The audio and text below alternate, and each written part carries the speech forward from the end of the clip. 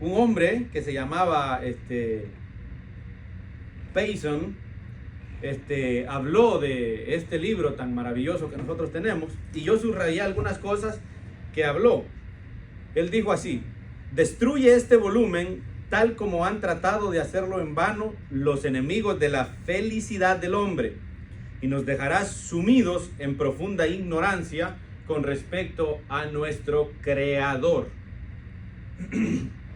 Podemos meditar un poco en las palabras de el doctor Payson y entender que lo que él está tratando de decirnos es que sin este libro estaría este mundo ignorando la verdad acerca de nuestro Creador.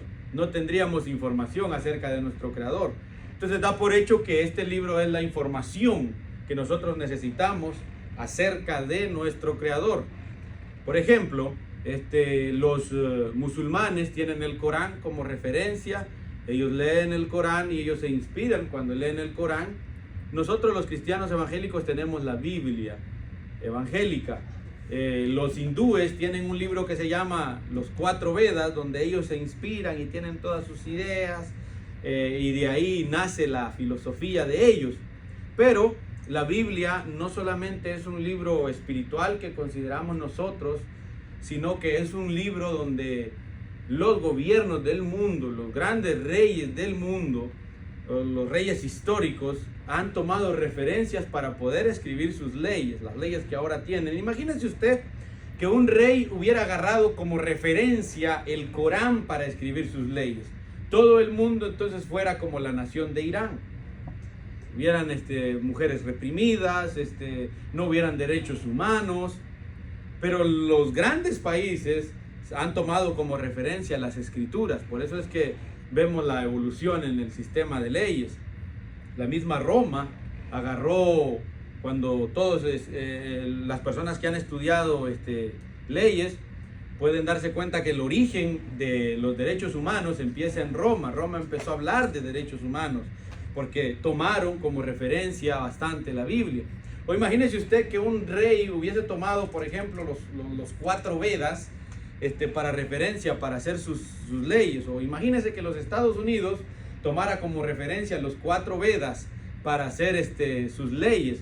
Tuviéramos graneros llenos de maíz y un montón de ratones quizás comiéndoselo y miles de millones de niños muriéndose de hambre, porque eso es lo que pasa en la India. Tienen sus dioses y consideran que una vaca puede haber sido una persona que reencarnó ahí, y por ende no se la pueden comer ni la pueden matar, pero hay un montón de niños muriéndose de hambre. Entonces es totalmente lo contrario. Yo no puedo creer en un libro que deshumanice así y que degrade tanto al ser humano. Por ejemplo, en el Corán se habla del Dios de la guerra, ¿no? El que lo inspiró, Mahoma, se dice que tenía un harén con 40 mujeres.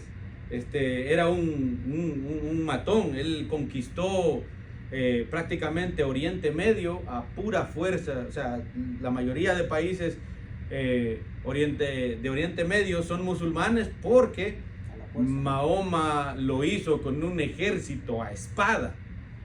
Prácticamente eso fue lo que pasó con Constantino también y el catolicismo. Fue a espada, a la fuerza. Entonces hay una gran diferencia entre estos libros y los principios de la Biblia. Por ejemplo, los principios de la Biblia son pro vida. Los principios de la Biblia son pro familia. Pero no solo esta diferencia, sino que no nos habla de fantasías o mitologías este libro, sino que nos trae directamente la visión de cómo fue nuestro principio. Nosotros no tuviéramos una visión de cómo fue nuestro principio, ¿qué estaríamos pensando si no tuviéramos la Biblia en nuestras manos? No estaríamos pensando en el jardín del Edén, no estaríamos pensando en eso. ¿Quién sabe en qué estaríamos pensando? ¿Quién sabe cómo determinaríamos nuestros orígenes sin la Biblia? Sería prácticamente imposible.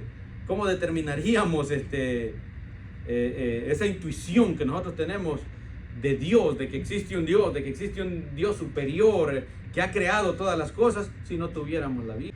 Él dijo también: destruye este volumen y despoblarás el cielo, cerrando para sí sus puertas a la desdicha posteridad de Adán.